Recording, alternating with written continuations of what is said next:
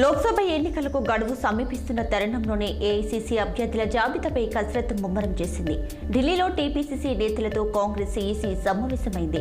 అయితే జాబితా మాత్రం విడుదల కాలేదు. రాహుల్ గాంధీ కేరళ, వాయనాడ్ నుంచి పోటీ చేస్తారంటూ ఏఐసీసీ స్పష్టం చేసింది. ఇక మార్పులు చేర్పులు పూర్తి అయ్యాక తుది జాబితాను ప్రకటిస్తామని పార్టీ వర్గాలు వెల్లడించాయి. తెలంగాణ నుంచి 7 స్థానాలకు అభ్యర్థులు ఖరారు అయినట్లు తెలుస్తోంది. నంద్యాల జిల్లా శ్రీశైలం క్షేత్రంలో మహాశివరాత్రి బ్రహ్మోత్సవాలు వైభవంగా సాగుతున్నాయి. మహాశివరాత్రి పర్వదినం సందర్భంగా శ్రీశైలం ఆలయానికి భక్తులు పోటెత్తారు.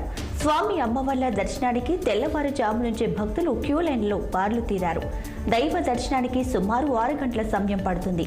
శివనామస్మరణతో శ్రీశైలం ఆలయం మారుమ్రోగుతుంది. భక్తులతో కిక్కిరిసిన ఆలయ క్యూ లైన్లు శివస్వాములతో ప్రత్యేక క్యూ లైన్లు నిండిపోయాయి. భక్తులు వేకువజాము నుంచి పాతాళ గంగలు పుణ్య స్నానాలు ఆచరించి తమ మొక్కులు తీర్చుకుంటున్నారు.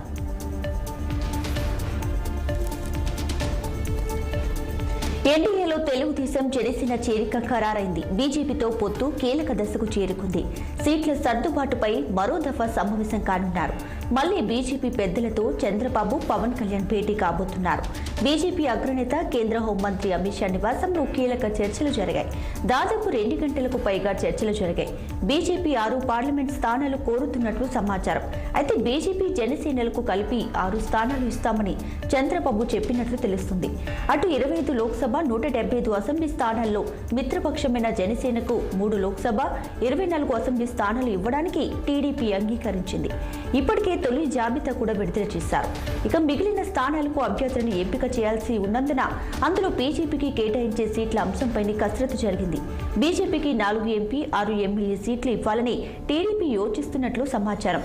ఈ నేపథ్యంలో కేవలం సీట్ల సర్దుబాటుపై అధినాయకులు సమాలోచనలు చేసినట్లు తెలుస్తుంది.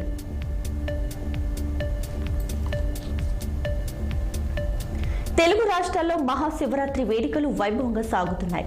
మహాశివరాత్రిని పురస్కరించుకుని శివాలయాలన్నీ శివనామస్మరణతో మారుమోగుతున్నాయి. ముక్కంటి ఏకాదశిని దర్శించుకునేందుకు తెల్లవారుజాము నుంచి భక్తులు బార్లు తీరడంతో శివాలయాలు కిటకిటలాడుతున్నాయి. ప్రముఖ క్షేత్రాలు, ఆలయాల్లో శివరాత్రి సందర్భంగా ఉత్సవాలు వైభవంగా కొనసాగుతున్నాయి. ఇక భక్తులకు ఎలాంటి ఇబ్బందులు కలగకుండా ఆలయాల వద్ద అధికారులు భారీ ఏర్పాట్లు చేశారు.